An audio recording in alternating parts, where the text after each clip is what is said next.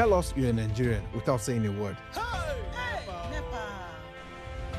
Energy security is one of the most pressing issues for many developing countries like Nigeria.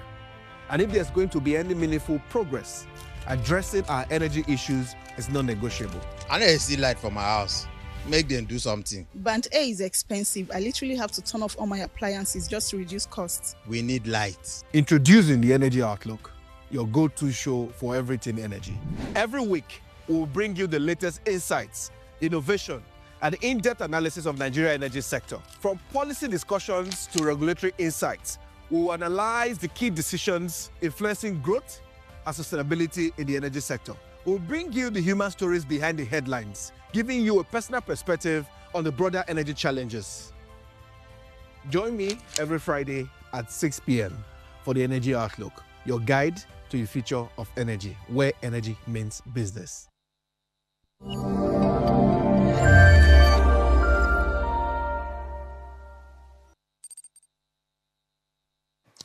Hello, and welcome to the Energy Outlook Live from Lagos, Nigeria. My name is Wisdom Chap Jumbo. Another exciting week, fresh conversations as we delve into the world of energy, walking through what has been happening in the sector and what it is, again, we need to really spotlight and speak about.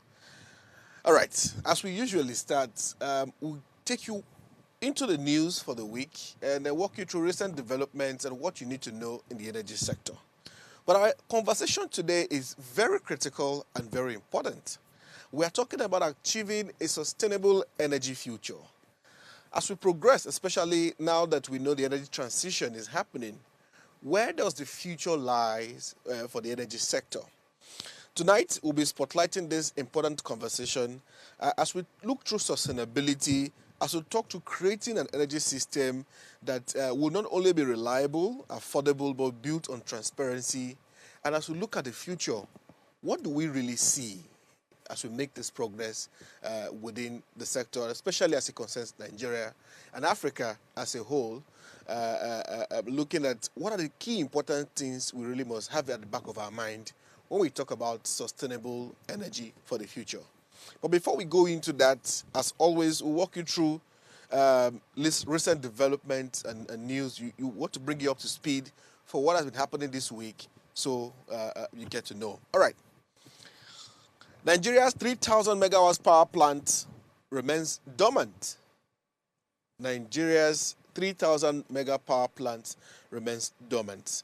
Nigerians have remained in darkness in many parts of the country, as the power plant under the supervision of the Niger Delta Power Holding Company of Nigeria is still struggling to generate 1,000 megawatts of electricity despite having an installed capacity of 4,000 megawatts. According to a new report by the Nigeria Electricity Regulatory Commission, only 2 power plants operate at 97% of its capacity, generating 449 megawatts of its 461 megawatt capacity as of April 2025. So, what is happening with this power plant by the Niger Delta Holding Company, and what is really happening as this is affecting many Nigerians, who get power from this power plant. Next, we'll look at Naira for crude deal behind Dangote lowers petrol prices. Naira for crude deal behind Dangote's lower petrol prices. Yes, we have heard recently that Dangote has reduced the petrol price. So, the Dangote Petroleum Refinery has said that its Naira for crude deal allowed it to reduce the price of petrol, which translates to reduced costs at the pumps. This is even as the company affirmed that the prices of petrol will remain affordable and stable. The company said earlier this week, on Monday, that despite the fluctuations in global crude oil prices, it has consistently reduced the price of petrol.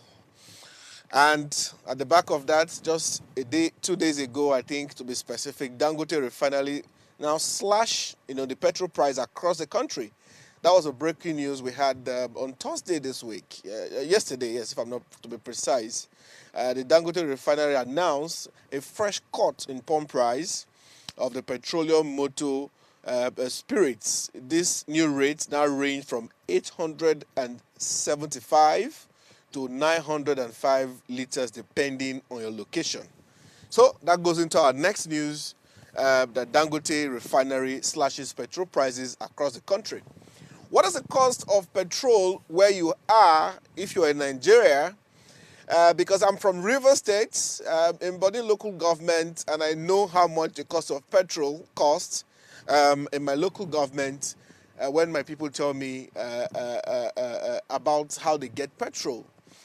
Those of us, or those of my people who are in Port Harcourt, also get the price at a different rate. So what you see on your screen are the new rates as announced by Dangote Refinery on the different price of petrol. If you're in Lagos, 875, Southwest areas, 885, Northeast, 905, Northwest and Central, 895, South and Southeast, 905, and these are the ranges of petrol prices across the geopolitical zones in the country. So how much is petrol in your area? Because these boats move directly, challenges fuel importers and positions Dangote as a key player in local refinery. Well, we are getting the prices down. I think that's the most important, as the expert will say, that many have projected maybe by the end of the year the price will arrive at 500 naira per liter, and Dangote is saying, the reason for this, cut in the prices is because they are able to get the naira for crude deal from the federal government. So wherever you may are nationwide, you can see the cost of petrol in your area. I think as we go on, we'll begin to take reactions, and you can just put the reactions if you're watching on our YouTube. Share your comments. I want to know how much you're getting petrol in your area, so that we'll know exactly if these prices are reflecting. All right, Total Energies reaffirm commitment to Nigeria at the NOGOF 2025 conference in Yenagoa. At the Nigerian Oil and Gas Opportunity Fair Summit, Total Energies have reaffirmed its long-term commitment to Nigeria's oil and gas industry by prioritizing local content in its project. The company emphasized that initiatives like they have been projecting, especially the OML 105 fields, are largely driven by Nigerian expertise and contractors. This approach not only boosts jobs creation, but also strengthens Nigeria's energy value chain to reflect a broader strategy to localize energy operations and build sustainable industries capacity in the country. And this happened at the NOGOF conference in Yenagoa, where the Nigerian Content Board sits in Yenagoa there. And this is usually a well-attended event, and of course, that received a good attendance as always. The NOGOF conference where this was discussed, and this also reaffirms more investment into the energy sector, and I'm sure the federal government will indeed be happy to hear some of this. In case you missed last week episode of the program, we spoke about where should some of this investment be going, especially in the gas space, and maybe you can catch that episode to watch it. Next, and before we get into our conversation for today, is Abuja will host the African Natural Resources and Energy Investment Summit later in July, between the 15th and 17th, 2025. This will be the fourth edition of the summit, and will be held at the State House Conference Center inside the Presidential Villa, hosted by the federal government alongside key ministries, including the Solid Minerals Development Ministry, which is the chief host of the conference, the Steel Development, Petroleum Resources, Finance, Power, Environment, Foreign Affairs, and the Industry, Trade, and Investment Ministries will also be part of this very important conference. The African Natural Resources and Investment Summit is another well-attended conference, has been holding since 2022, well attended. And this year, they'll be discussing harnessing local content for sustainable development.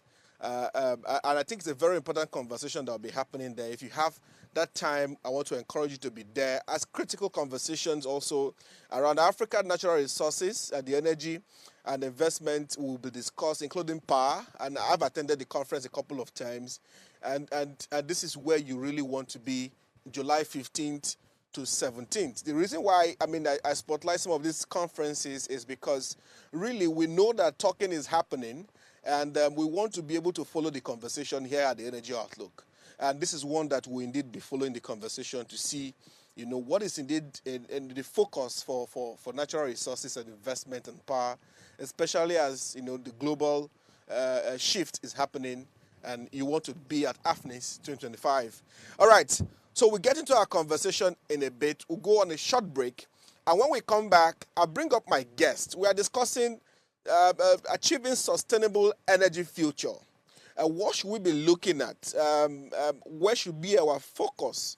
As this is indeed a very critical conversation. You may have heard it a few times, but this is different. We want to really look at, and my guest is experienced between Nigeria and Ghana, and in a new role in Ghana, she will be focusing critically on how she can drive, more of this kind of, investment in the country and drive operations for our company. We'll dive into those conversations and we'll be back. So don't go, stay with us, we'll be right back.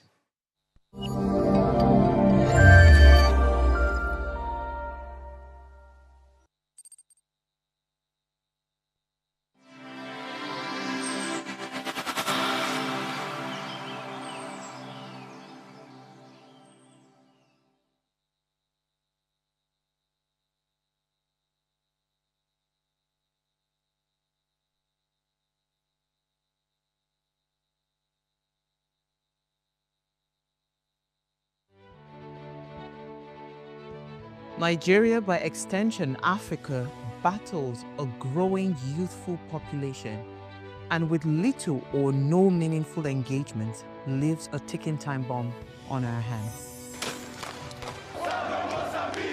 We are a blessed continent with great wealth, both in people and material. Our focus on ways remains driving conversations that affects us all. Topics in the news, social concerns, politics, leadership, governance, empowerment, resource management, conflict management, finance, SME sustainability, technological innovation, food security, health, education, brain drain, our well-being, citizenship, and much more. Our goal is to continuously drive these conversations, keep them burning at the table to effect a positive change both for our nation and continent. Ways, what are you saying, has a secret ingredient that completes the conversation every single episode, and that ingredient is you. Our past conversations shaped our yesterday. To shape our tomorrow, we must keep talking. So, I want to hear you. Be a part of our live conversations Mondays through Fridays. And let's all have our say.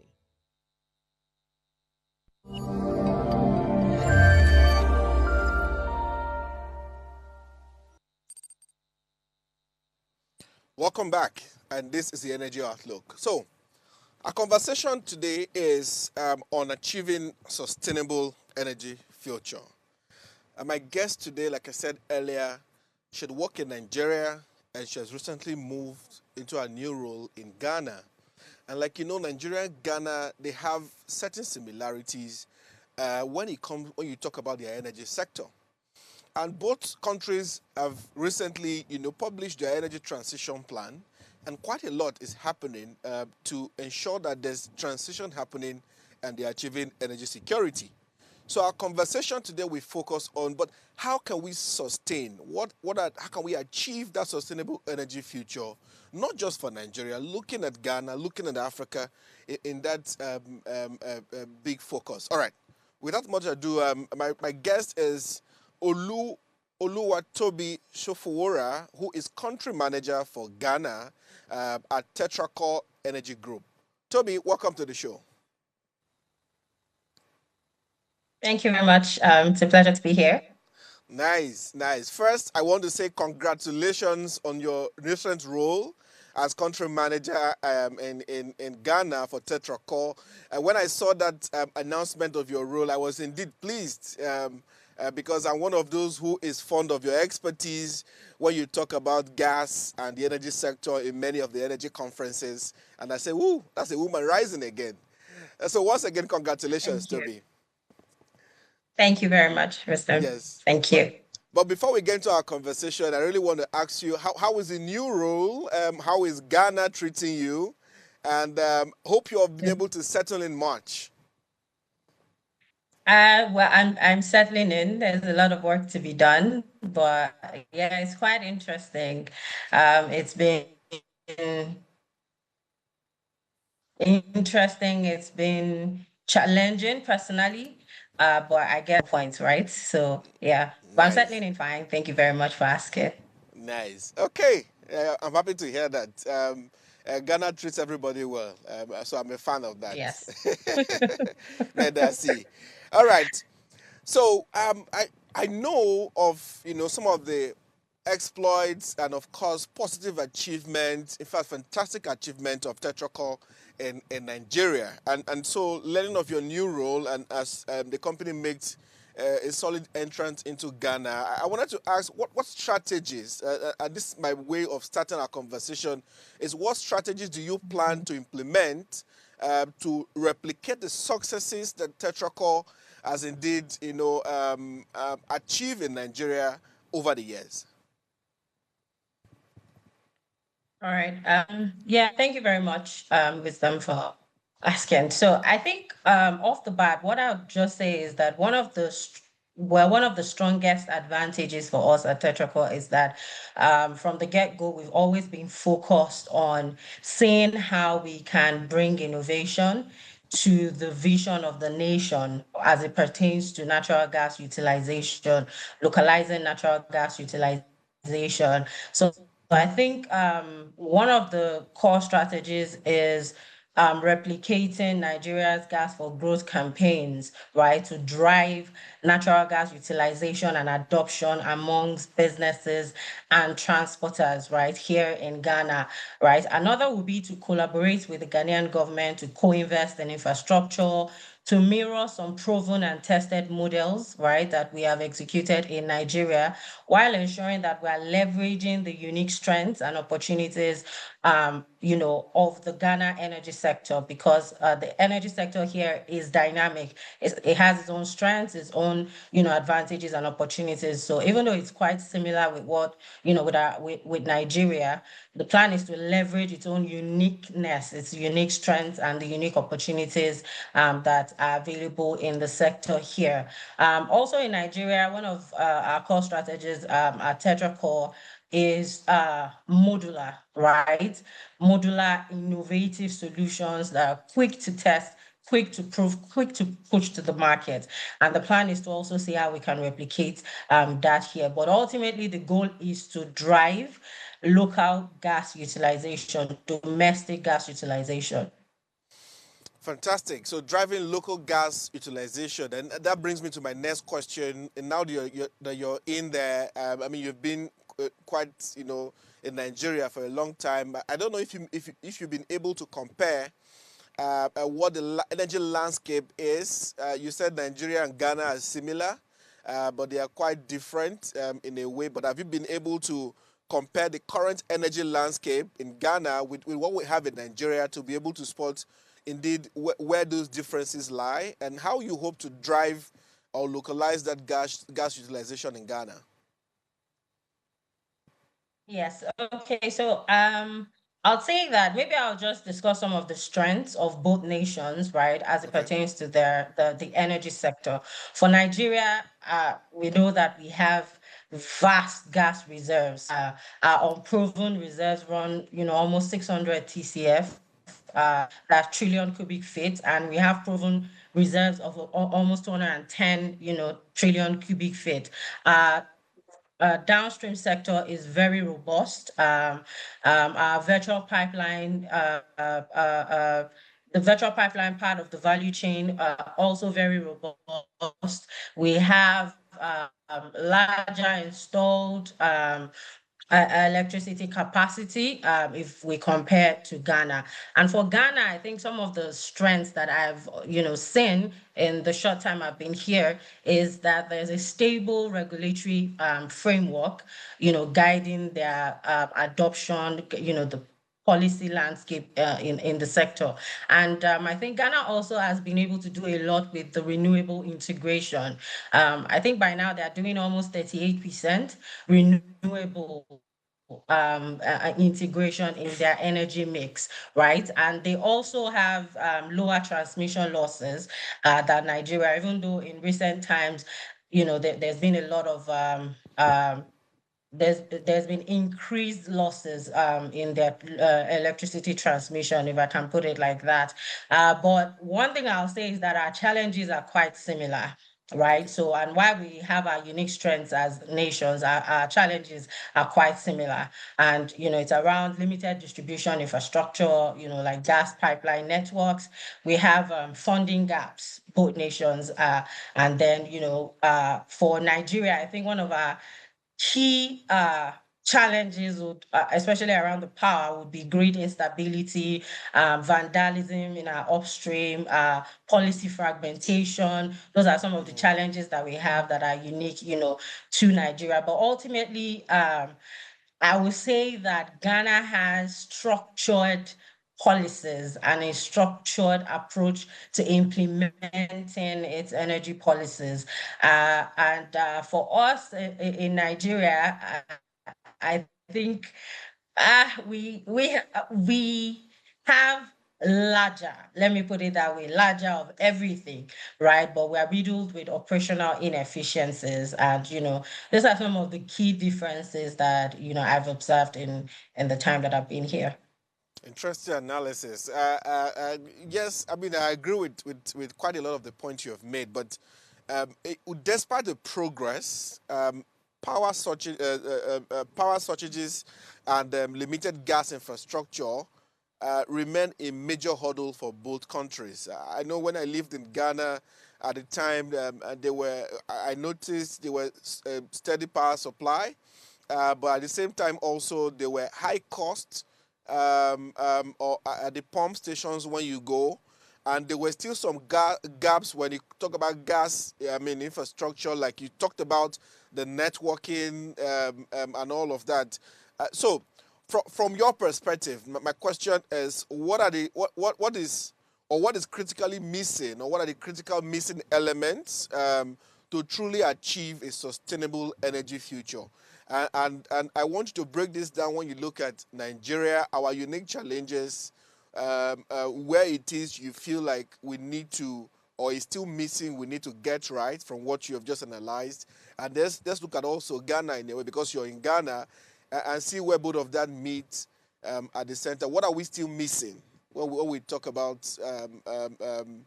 these issues we are facing around gas infrastructure and power itself?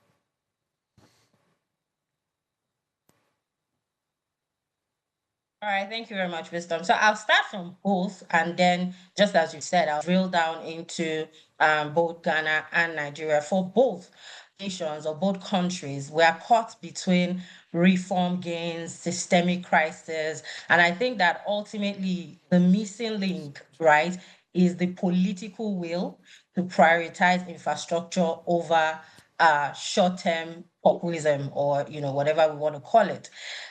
Is to play the long game for both nations. I think that's still the missing link. We have administrations coming and going with their own energy agendas, and one of the things that we don't have is continuity or consistency, right, in the way that we implement the policies, right, that we come up with for both. And I've seen that in both nations. I've seen that in both Ghana and in both Nigeria. So if we then drill in, if we want to drill down, right, for Nigeria, and I guess for Ghana as well, infrastructure, it would always be key, and would always bring it up in every conversation, because until I mean, no matter recently now we announced, Nigeria announced the $8 billion that it's secured for, deep water offshore projects. We still have an evacuation problem, and that's the reason why even with the huge quantity of gas that we're producing as a nation, only about 20% of those make it to the domestic market, right? So while we have larger of everything, Ghana is doing almost 90% utilization of the natural gas they produce. We are struggling with getting 20%, in Nigeria, 20% of what we produce to the domestic market, right? And so for both nations, I believe infrastructure will still be, it's still a key missing link. And it's still something that we would pay attention to, especially as natural gas becomes the key fuel, right? That provides the baseline energy supply that we need, right? In this transition effort, right? In the net zero transition effort, and so I would say that accelerating infrastructure both domestically and both regionally, bilateral gas pipeline infrastructure or cross-country infrastructure like we have with the West African gas pipeline, and the some of the ones we're naming now, like the Morocco pipeline and all. So these are some of the missing links, right, that we still have, that I believe that for both nations, if we can get to the point where we are able to do much around that, we would, be able to close some gaps, right? In our pursuit of energy security, if I can put it that way. Financing is also, another area that I will talk about, right? It's still a missing link. I think that we have a lot of projects, and while, there's the conversation around whether they're bankable or not, the good thing is that there are projects to be funded, right? But we have a huge gap where it comes to financing those projects. And I think that, beginning to look, I believe we must begin to look inward, right, as a continent, on how to get or how to achieve blended funding models, right, to be able to finance the projects that we have. Interesting. From what you were saying, So, okay, I was just trying to check that you can still hear me. Sorry, it's frozen here. So I think the last one I'll just talk about is technology. okay. At this point, it's almost like we're inheriting used technology from the West. And I believe that, the missing link for us is technology, and not just the deployment of the technology itself. The R&D part as well is important. I think it was in Mozambique recently where, they're working on solar powered hearing aids, right?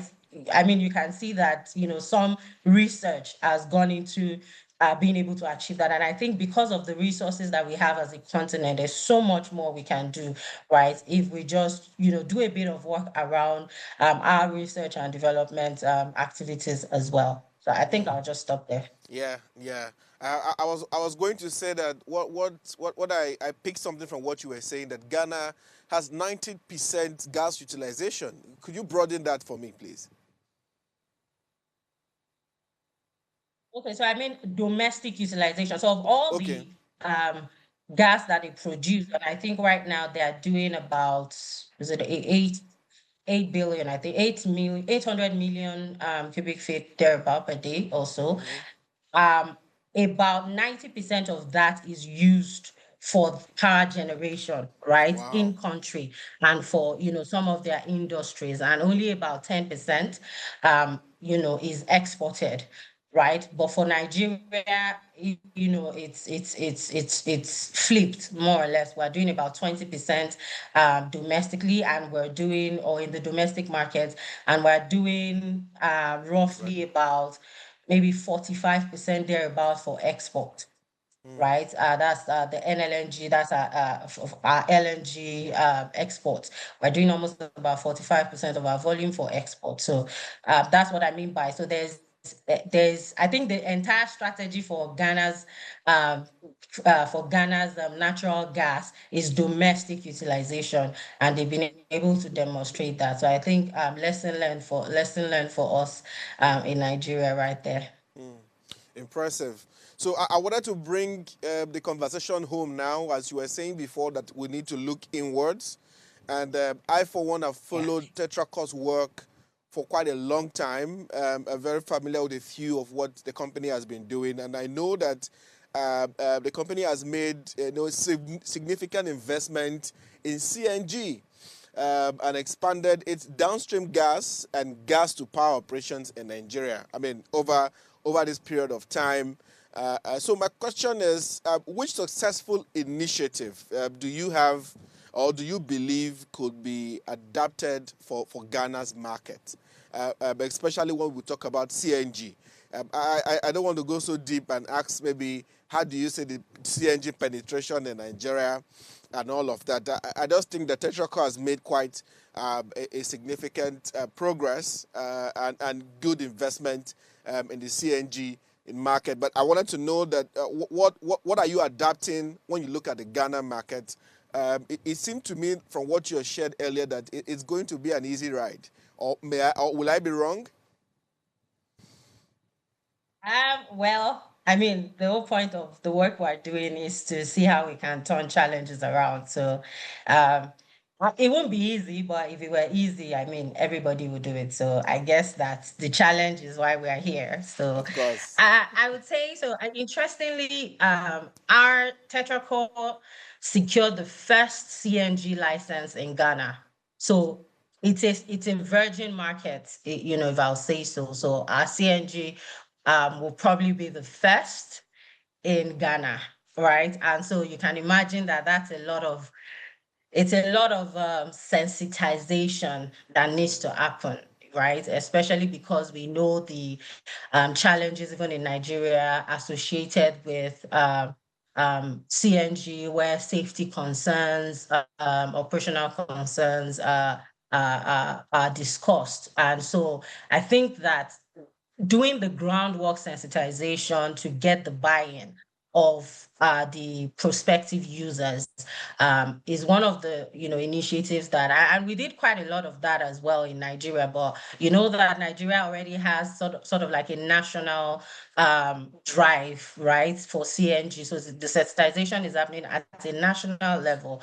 But for Ghana, that's not the case. And so, we would probably be doing the groundwork, to do the sensitization, even as it pertains to auto CNG as well. So we're talking vehicle conversions, we're talking auto CNG orbs, mobile auto refueling stations, and we're talking CNG to industry, CNG to power, right? So it's a lot of Hard conversations work. happening across all levels, the regulatory level, safety concerns, users, off-takers, Ministry of Transportation, right? Because you're going to put in a lot of trucks, virtual pipeline. I mean, that's why you're going to put in a lot of trucks on the road, right? So I mean, that's where I think the core work is going to be. And once we're able to achieve that, it should be a smooth ride because it will be replicating infrastructure wise, it will be replicating what we've already done. So I think that where the work would be is the sensitization. Impressive, and congratulations to the company, of course, on that license Thank you. and the operations into Ghana. But we'll take a short break. And when we come back, I want to take Toby into a different realm of this conversation. We'll talk policy, and we'll look at other areas of this conversation on looking at sustainable energy for the future. And I have quite a lot of questions to still throw at her, of course, and considering her role in Ghana and leading the company into that direction. So stay with us. Don't go away. We'll be right back, and you don't want to miss the conversation. Stay with me.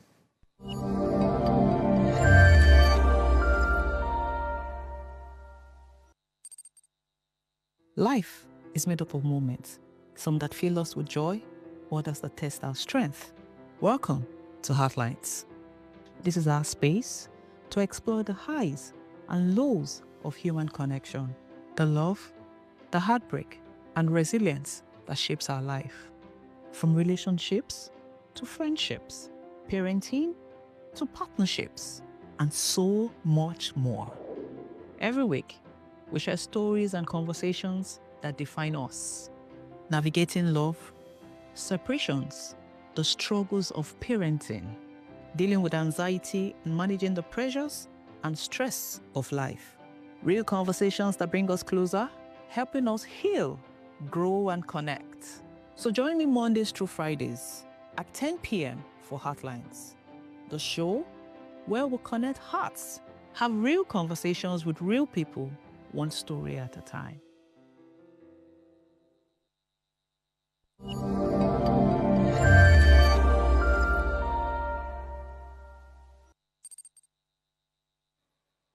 Welcome back, and this is the Energy Outlook. I've been speaking to Oluwatobi Shofowora, who is a country manager, Ghana, for Tetracol Energy Group.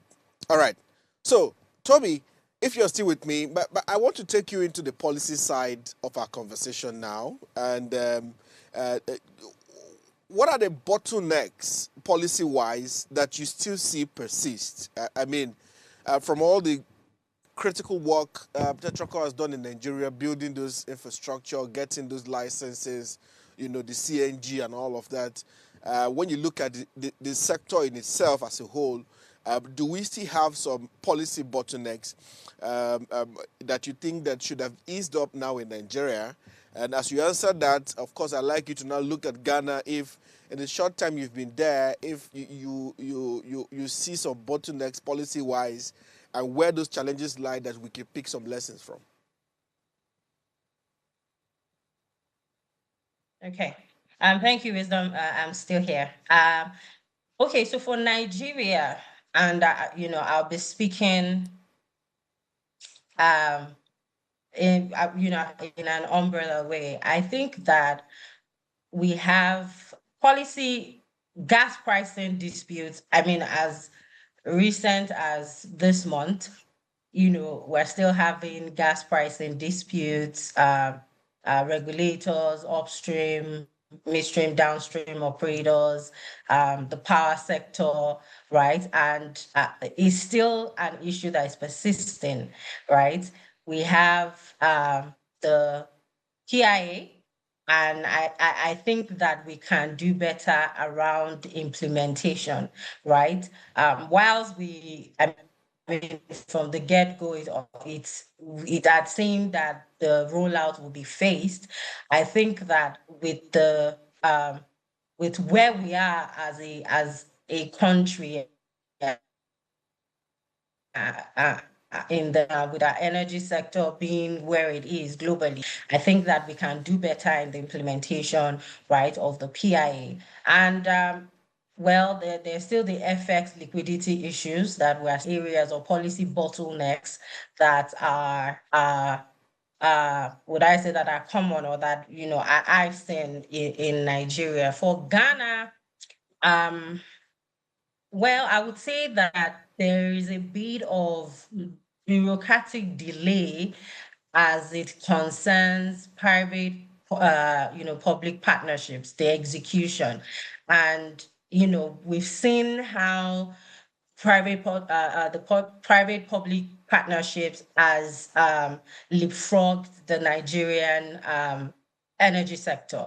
And I think that to see that kind of speed with project execution, right, and expansion in Ghana, there is a lot of work to be done around executing private-public partnerships, so that we can achieve more or less what the goals that the nation wants to achieve with the energy sector. And if we look at Africa as a whole, there's a lot of fragmented regulations, right? We've been talking about our African single electricity market, intra-African trade, and it seems that right now a lot of conversations are happening, but we can break this down into granular, actionable steps that we can begin to see some tractions, right? And I think that as a whole, as a continent, these are areas where I'm seeing some policy bottlenecks that, maybe slowing down progress, if I put it like that. So, and I think that the solution or the way to look at this is if we harmonize regionally our energy policy, we can fast track projects. Some projects have been in the pipeline for decades. We can fast track projects, establish, a more or a faster growing sector as a continent. And we can see the impact of energy in the developed nations. And I think that, putting in the work to have that is something that we need to do as a nation and as a continent as well. So, the next conversation is looking at energy security versus energy transition. It seems to be a very burning topic whenever you go to any of these energy events. Of course, people are debating, should Africa be transitioning, or should we focus on energy security, especially when we know that 300 million Africans lack access to energy. So I'm asking this because I want you to be able to mirror or look at Ghana and Nigeria, which you've had the privilege of having this both experience now, even though it's just a short time in Ghana. But when we look at energy transition, what is your view on these two topics of transitioning or focusing on energy security as a country? All right. Thank you very much, Wisdom. My the way I respond to this question all the time, and I think I'm going to do that now, is why does it have to be either? Why it's almost like we are being propositioned to pick one. And my question every time I encounter this conversation is why? Why do we have to pick? The ultimate goal for every nation is to achieve energy security, right? And as a continent, more so, the gap, that we have is huge. The gap we're looking to bridge is huge. So at this point, I don't think that this is the time to be considering a choice. The long-term goal is to achieve energy security. How we get, and as I always say, energy transition, net zero, we have all of this. Every country, as you said earlier in the conversation, has released their policy or their frameworks around, how, when they want to achieve net zero and all. But I would say this, our approach, at no time in history have we, had just one source of fuel, right, for energy. It's always been a mix, right? And so now it's almost like we're now trying to pick one. I think that what we should be looking more to do is to clean up our mix so that we achieve an energy mix that is able to support our base load energy requirements while we then build towards achieving energy security. Right. And this is my position where it concerns, the energy transition debate versus energy security. The energy security is a long-term game for everybody, right? For every nation, especially we on this side, right, of development. Is a long-term game for us. And this is not the time to look at our hydro, look at our solar. We are not there yet. Ghana is doing about 2%. Most 3%. Nigeria, about 1% of our mix is renewable. So what's the plan? To phase out everything else and rely on renewables? So that brings me to the other part, ambition. Toby. So that brings to the other part on readiness. In terms of readiness and that strategic planning to any of this side, either we are achieving energy security or we are ensuring the transition, which I like to say it has to be a just transition. Where do you see readiness in either side of this conversation? Do you see readiness? Let me not make that question too long for you.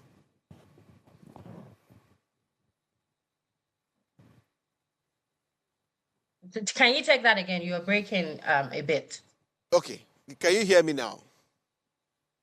Yes, it's better now. Okay, I was saying that from what you were saying, my next question is now that where, in terms of readiness and strategic planning, where do you see the both countries going, especially maybe African-wide, if you could expand that a bit, and particularly from Nigeria? Do you see any readiness either achieving that energy security or the transition? Like you said, why should it be either or? It's something that really could work simultaneously. But do you see readiness in your view? Um, I would say yes, right? I would say yes. And, we launched our energy transition plan in, I think, 2022, right? And our 2023. target is 30% renewable energy integration by 2030, right? And one of the key goals, in that plan is the electrification of 5 million homes with solar, right? What I'm seeing happening is that, a lot of the delay with whether um, we are able to achieve this lies with some of the challenges we've earlier discussed, right? So I don't think the issue is readiness. I think the issue is how we tackle the challenges that has kept us from achieving these goals we have clearly set at the pace that we probably have planned, right? And I know that at some point we had secured about 10 billion in financing pledges, right? What is the status of those pledges, right? Earlier we had discussed, a mix or a blended financing model, right, for our projects. What is the status, of those conversations? And this extends to both Ghana and the continent as a whole. So we have silo plans and projects that every nation is trying to target. I think for Ghana, is the transition plan 2070, right? To achieve, I think theirs is about 30 or 40% integration of renewable, right, in the energy mix, and to achieve net zero by 2070. All of these goals are nice, but what is the implementation plan? And I say we are ready because even putting this together, determining where we want to be, is part of getting ourselves ready. But I believe that we need to tackle the bottlenecks that we have identified. And we discuss this at almost every conference, but we still need to come to a game plan. What is the plan to tackle these challenges and to monitor them until we achieve, what we've set out to achieve? Amazing, amazing. Okay, I think I agree with you. So I'm not going to push you any further on that question. But you said something before. Okay. You spoke about technology, as one of those areas, and I wanted to look at it from beyond infrastructure and investment. There seems to be a critical role that technology, maybe innovation and technology, needs to play if we talk about a sustainable energy future. And I wanted to talk about that a bit, to share your thoughts on and broaden that topic on technology, on where you see the role of technology innovation, making us move a bit faster, if you maybe put it that way, as we achieve a sustainable energy future. Where do you see energy and innovation playing more critically beyond infrastructure and investment? All right, beyond infrastructure, I mean, I was going to start with infrastructure, but you said beyond infrastructure and Or you investment. can add that so that I don't I limit think it will your come thought. You down can add that so I don't limit your thoughts. I mean, if we go into that, we'll probably be here all evening because that's then the whole carbon conversation, right? So I agree with you that, okay, beyond investment and infrastructure, digitalization, right? There is a digital transformation that needs to happen beyond would I say, the classic technology adoption. Right now, we're talking AI, and we're still battling with basic collection issues, right, in our current energy framework, right? And I think that technology will serve um, would getting our sector to the next level, right? So we're looking at right now. I know that there are certain companies, solar companies in Nigeria that are already doing, pay as you go solar arrangements, right? And I know that that is growing a lot with the epileptic power issues, right? So majorly technology is going to do a lot of harmonizing our fragmented systems. And I think that beyond infrastructure, just as you said, it's going to come to the downstream, the B2B or the B2C, right? And to help us clean up the losses in that, in that area. Because ultimately, Nigeria, where our losses, our transmission losses going up to almost 40%. That is almost 3 times the global standard, which is about, I think, 7 to 10%, right? So it's a lot. And I think that where we'll see, where we can really incorporate AI or technology, digital transformation and things like that is in that part of our value chain. Because ultimately the depth that we keep talking about, right? The money's owed here and there. There's a deeper issue or a deeper root in the B2B, B2C sector, right? Where, and that's, it's what's the word I'm looking for now? That's what we are seeing up there, right? And I believe that technology can clean up that process across the value chain and help us achieve a more efficient, help us achieve efficiency basically across the entire value chain. So are you saying that more of the investment we are getting, we need to look at channeling it to digitalization? But should that be an area where we need to start looking at? It's an area where we're not looking at it is why is one of the reasons we're where we are now. So I think that we are way past the time to start looking at it. But yes, I would say that I agree with you that it's time we start channeling some investment into incorporating some, digitalization in the sector. Amazing, Toby. Before I let you go, my final question there's a lot I want to ask you if you allow me for the whole of the evening. But I wanted to now ask you, my final question is looking at what is that now? The ECOWAS or AFCFTA frameworks. Is there a role where the ECOWAS or the AFCFTA can play in fast tracking some of these processes when we look at investment, calling investment into the region, improving trade? Should there be harmonizing of different policies and all of that? And as you answer that, in the next couple of months, maybe you want to give us a hint of where you will be focusing on majorly for your role in Ghana and where you need help. Okay, thank you. Yes. So I believe that those platforms, that you've mentioned, ECOWAS, AFCTF, those platforms are a move in the right direction. But Okay. again, it's not about the frameworks that we have designed, is what is our game plan to implementation. We have Okay. had and have been part of a couple of discourse, right, on these platforms. But that seems to be where we are stuck, for lack of a better word. And I think that a continent-wide energy transition framework, right, on the back of these platforms is one area where we should be looking at. Because again, we have all of these silo plans, we have these fragmented policies here and there, right? And it's making it difficult to harmonize as a continent. And we have real issues.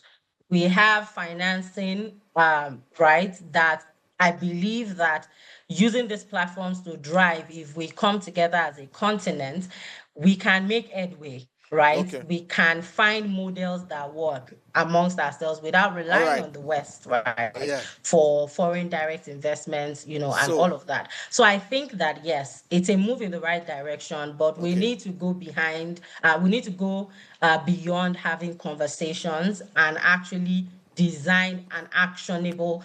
Doesn't have to be anything grand. We can start modular. Okay, what nations we can have So what we call so because of sorry, time, time, yes, because okay. of time, I will But cut you that's there. the summary of Apologies that. because of time. But No but I problem. I wanted to, before I let you go, where do you need help in Ghana now? Now that your operation is fully starting, in 30 seconds, if you want to tell me, where do you think you need help? I mean, where I would say that, not just me, I think the sector generally, again, as I mentioned earlier, is around execution, speedy execution of public-private partnerships, right? Because there are Okay, people who want to do the work, who want to bring the funding, okay, and we just need some speed, in all right. executing those arrangements so we All can right. get to Well, work. that's a fine place to leave it, Toby. And as a Ghanaian, we say, Aiko, Yes, yes. well done for the work you're doing. Yes, I've not forgotten Medase, my Fante, so I Medase, still try. I still try. Medase, Medase. Yes, Thank you. yes. Why? Thank you. Yeah. So thank you so much, Toby. I was speaking to Oluwatobi Shofowora, who is the country manager for Ghana operations for Tetracor, and we can talk about this all evening if you let us. But because of time, and time is not with us, we want to say thank you, Toby, for finding the time to be on the show. We'll keep following your progress, and of course, we look forward to you achieving success. But this is a fine place to leave it for the evening. And it's been an interesting conversation, if you ask me. And I will just tell you that the energy is golden. It's a golden thread that connects economic growth, social equity, and environmental sustainability. A future without sustainable energy is a future without opportunity. And this of course, a quote by Damilola Ogubi, who is the CEO of SC for All.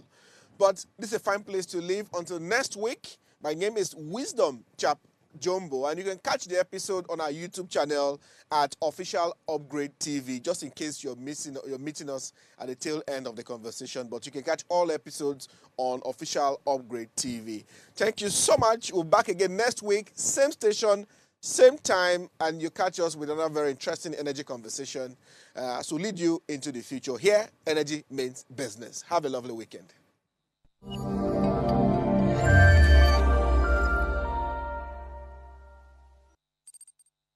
Tell us you're a Nigerian without saying a word. Energy security is one of the most pressing issues for many developing countries like Nigeria. And if there's going to be any meaningful progress, addressing our energy issues is non-negotiable. I need to see light for my house. Make them do something. Band A is expensive. I literally have to turn off all my appliances just to reduce costs. We need light. Introducing the Energy Outlook, your go-to show for everything energy. Every week, we'll bring you the latest insights, innovation, and in-depth analysis of Nigeria's energy sector. From policy discussions to regulatory insights, we'll analyze the key decisions influencing growth and sustainability in the energy sector. We'll bring you the human stories behind the headlines, giving you a personal perspective on the broader energy challenges. Join me every Friday at 6 p.m. for the Energy Outlook, your guide to the future of energy, where energy means business.